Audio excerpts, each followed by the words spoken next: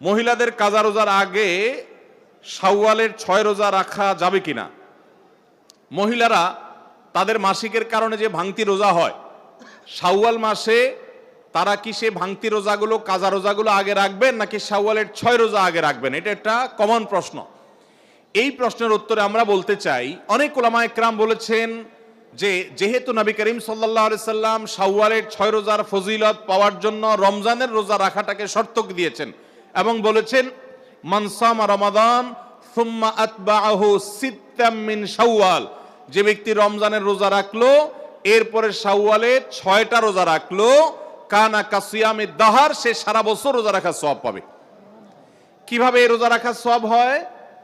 অনেক উলামা একরাম, অনেক বিশ্লেষকরা বলেছেন আল্লাহ তাআলা প্রতিটা আমলের বিনিময়ে কমপক্ষে 10 গুণ বাড়ান, কোন কোন ক্ষেত্রে আরো অনেক গুণ বাড়ান, দানের ক্ষেত্রে আরো কয়েকশো গুণ পর্যন্ত আল্লাহ বাড়ায়।